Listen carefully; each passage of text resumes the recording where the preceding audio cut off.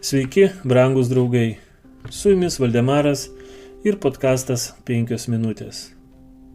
Vieno žmogaus nuodėmė. Gyvenkite be godumo pinigams. Būkite patenkinti tuo, ką turite.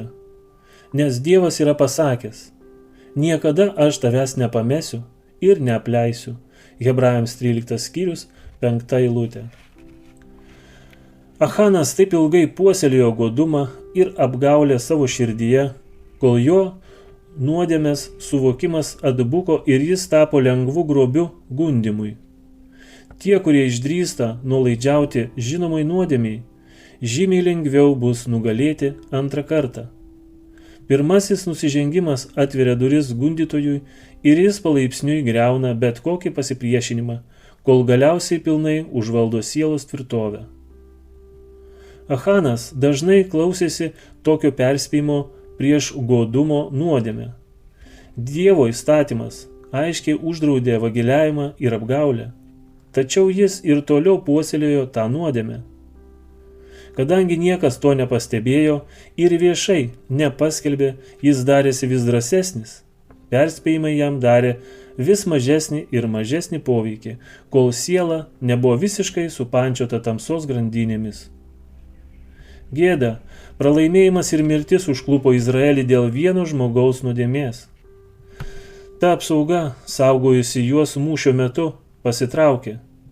Įvairios nuodėmės, kurias daro žmonės, suteikia Dievo nepasitenkinimą bažnyčią.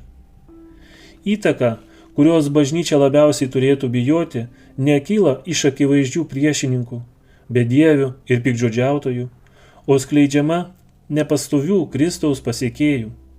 Būtent jie yra tie, kurie sulaikė Dievo palaiminimą Izraeliui ir silpnina bažnyčią, užtraukdami paniką, kuri nėra taip lengvai nuplaunama.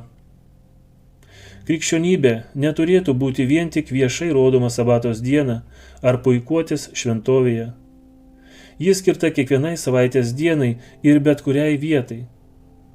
Jos reikalavimai turi būti suprasti ir vykdomi darbe, namuose ir verslo sandėriuose su broliais ir su pasauliu. Geriau yra mirti, nei nusidėti. Geriau yra neturėti, nei apgaulę pasisavinti. Geriau yra alkti, nei meluoti.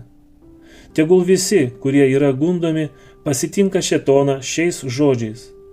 Laimingi visi, kurie pagarbiai bijo Viešpaties ir eina jo keliais.